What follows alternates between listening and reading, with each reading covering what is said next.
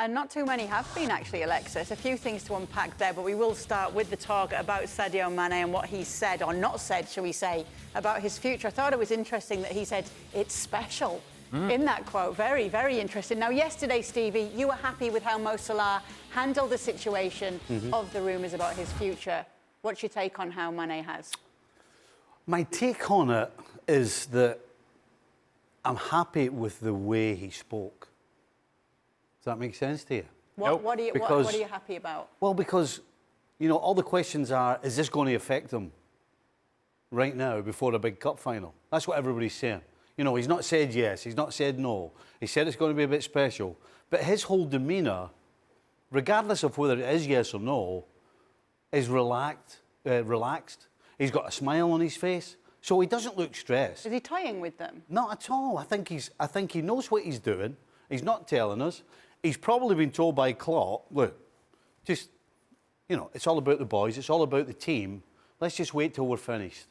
And then whatever you're going to do, then let everybody know. But let's just concentrate on the game. And as I said, the most important thing is his demeanour. You talk about relax and a smile on your face. Listen, somebody who's upset, not happy, feels like being left out, like Jules was saying, doesn't act like that. Unless you're not act like that. Unless you're not going to be there any longer. It felt a bit ominous, the quote. I didn't know what to make of it. But what I'm saying, from my point of view, the key is that it doesn't look like it's going to make any difference to him tomorrow in the game. Correct. All right, so that's the key. Okay, so if it's not going to make any difference, but what did you read into the quote that he gave? Well, I just think it was a wasted opportunity for him, if indeed he was going to stay at Liverpool, to say, hey, stop the rumors, stop the conversation. I'm staying at Liverpool. Hey, nothing to see here, nothing to talk about, and then we're not having this conversation. Which then tells me, by extension, as a byproduct of that, that he's not going to be in Liverpool, that he is very much at peace with that decision, and to your point, very relaxed about it, will not affect his performance, but he's essentially saying, it's been great at Liverpool, we're going to close it in a great manner, we're going to win this thing, and then after that, see you guys later. If that's the case, then I don't think Liverpool fans would be all that concerned about his quality of performance and how it affects Liverpool, because he may or may not be distracted. I don't think he's distracted at all, but I do read into it between the lines in him saying, yeah, this has been great, but I'm not going to be here for much longer. So if it doesn't affect him specifically, how does it affect the dressing room? Doesn't. Doesn't. Everybody's concentrating on the game. They don't care. You know, players are very selfish at the end of the day. You know, when something like this comes up, all the players are not coming in every day going, oh, what's he going to do? Do you think he's going to sign? Oh, how much is he going to get? What do you think he's going to get? What do you think he's going to ask for? And you're certainly not going to the player and go, hey, Sadio, what are you going to do? Right. I won't tell anybody. Okay. Right, just tell me, but I won't tell anybody else. I won't, okay. Players know this goes on, this happens. It happens every year somewhere. Not always at the big clubs, but eventually at the big clubs. And this year it's Liverpool's turn. So, it doesn't affect the dressing room at all. Now, if indeed there is validity to what the guys were saying in terms of, okay, that Mohamed Salah feels the love and Sadio Mane does not, and then Bayern Munich is willing to show him that love, then I think you can go down that path and understand that for him it makes sense to move away. But in terms of the effect on the game, the impact on his performance, I don't see it at all. I'm still not convinced he's leaving. No, I don't think Bayern Munich don't pay the money well, Ancelotti was even asked about him as a Real Madrid player, and he told the journalist, you're brave asking that at this time with this game ahead. Said, I'm not going to get drawn into this, but he's a great player. So there's a few names getting thrown out there. Well, exactly. Listen, the journalists are just doing what journalists do. They try to stir the pot. They try to get somebody to say something so that they can just splash something on the front or the back page, whatever suits, if they can get it. That's all that was. OK, well, we heard a couple of journalists there talking about the training session that they saw, and it does bring us back up to Thiago and Fabinho. Sticking with it, starting them, Stevie? Yeah, you've got to start them. The problem is, particularly with a hamstring, you can train and do this and do the exercises and do it all. But there is a little foible in football, and professional football in particular, with a hamstring. In a proper game, in a real game, that's where the real test comes. As I said, you can do your stretching and you can do some running and you can do shadow stuff, but when that whistle goes, and Thiago and Fabinho in particular have to make that quick decision, that quick movement, that quick acceleration, whatever it is, then that's the test for the hamstring in a proper game. And so yes, you start them, but until they make that movement, you don't know. Is it worth the risk? Absolutely. Yeah, well, it's Champions League final, so it is worth the risk. And you know full well how important these two players are for the success of that midfield, playing against Real Madrid and the players that they have available.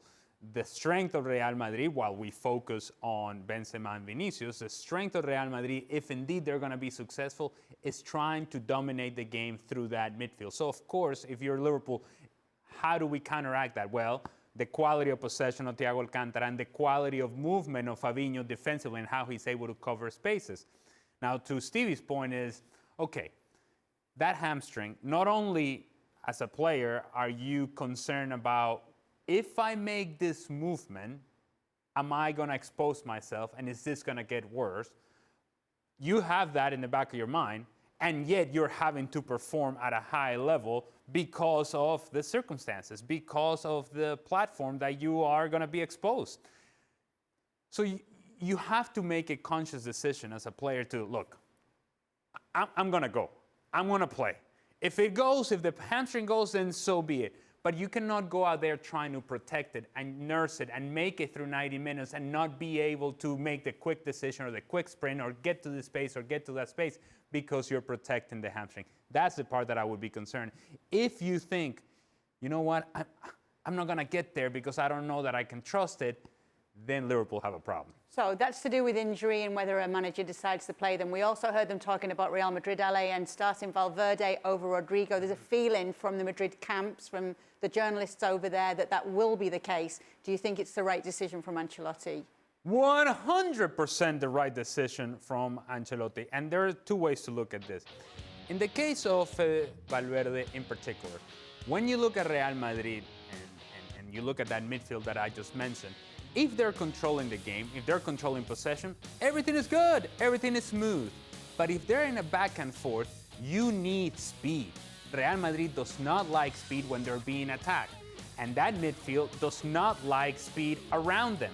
And so you need athleticism. Where do you get that athleticism? It's from Fede Valverde, because he's able to cover the ground offensively, but more importantly, he's able to cover the ground defensively where he can give you help. He can add numbers to that midfield for Real Madrid.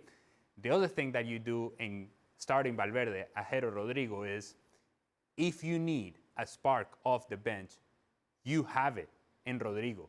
If you need somebody to change the game, he has proven that he can change the game, that he can be a difference maker.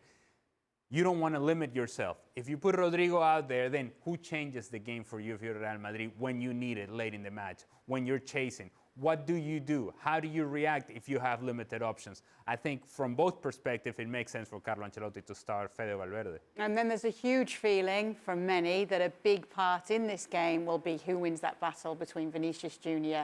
and Trent Alexander-Arnold. First of all, who do you think is going to get the better of who? Who's going to come out on top? And as Mark says, do you think it will have a factor on the outcome of the game? Well, there's a couple of answers to give you here. And I'll answer the question you asked, right? Which is, if Vinicius Jr. gets the ball consistently and gets after either A, the space that Alexander-Arnold leaves, or gets one-on-one with Alexander-Arnold, there's only one winner. And it's not Alexander-Arnold. However, as important as a duel as we're talking about here with Vinicius and Alexander-Arnold, we seem to forget that you've got two fullbacks that Real Madrid have that, in my opinion, are not particularly brilliant defenders either. And one of them's up against Diaz. And guess who the other one's up against? So, as important for Liverpool as Vinicius, how Vinicius is handled, it's just as important for Real Madrid that their two fullbacks don't get left one-on-one with Liverpool's attackers. Because it's the same argument. Both sides of the field. Mo Salah and Diaz against Mendy and Carvajal. So if you want to look at a positive point of view for Liverpool, it's 2v1. Because there's only Vinicius on one side, because as Ali said, Valverde, 100%, is going to be in there to do that job that Ali was talking about. And I'll bet you Klopp's already picked their team. Never mind Ancelotti. Klopp will have picked their team, and what you saw on the board that the boys put up, 100% will be their team. Because Trent's obviously been asked about it. He was in one of the pre-match press conferences this week, just the latest one actually, and he did mention, you know, there's going to be battles all over the pitch. We've got a plan anyway. In this specific battle, though, Trent against Vinny, who's coming out on top, Ali? A lot of it will depend on the moments of transition for both teams. Trent Alexander-Arnold likes to get forward, and I think Liverpool depend on his service from that right-hand side. And so if he's indeed given the freedom to receive the ball in the attacking half and have the ability to serve the ball for Liverpool, and Vinicius is nowhere to be found, that means that Vinicius is cheating defensively.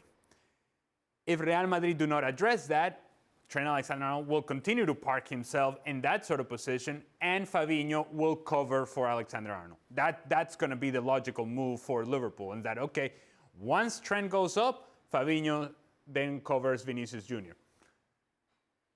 If Vinicius, as we said, is going to cheat defensively, but then he has the ability to be isolated, attacking that space, attacking Fabinho, or attacking Trent in transition, it means that Real Madrid has been able to force turnovers through the midfield. And that's where Real Madrid is going to find either success or difficulties. If they're not getting close enough to people defensively through the midfield and they're not able to force those turnovers, then Vini Jr. parked up top is not going to help you because you don't have the outlet. You don't have the ball to find the outlet. That is the key for me. Not so much Trent against Vini, is what do we win here in the midfield so that then we can either find Trent going one way or Vini going the other way. If you force Trent Alexander-Arnold back, now Liverpool, I think, lose an outlet down the right-hand side, and that's beneficial for Real Madrid. I understand that we want to make this 1v1, but 1v1 only becomes important if you're able to control the possession of the ball and force turnover in the right areas. Just out of interest, as a defender, how are you trying to defend against Vinny? Well, you bring him inside to where all the traffic is. Listen, if you know he's faster than you, you can't give him the outside because he'll just knock it past you. He doesn't need to do 16 step-overs and 3 triple saltos, you know. If I know, I mean, you know, football's a simple game that's complicated by players sometimes. You know, if I know I can outrun the guy I'm playing against for fun, then I just knock it past him. So you can't show him the outside.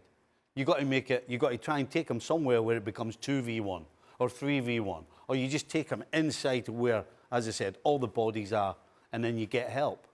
But at some point, Trent is going to have to show some toughness defensively. I know it's not natural to him, but he's going to have to show some toughness defensively because the one thing that we know about Vinicius Jr. is that he's going to keep coming at you.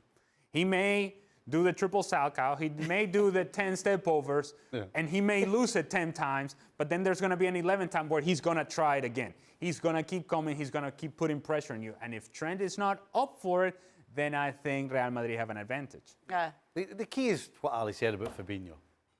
Because do you think for 1 second that Klopp and his staff, and everybody, by the way, and anybody watching the game knows that Trent Alexander, one-on-one defending, it's not his game.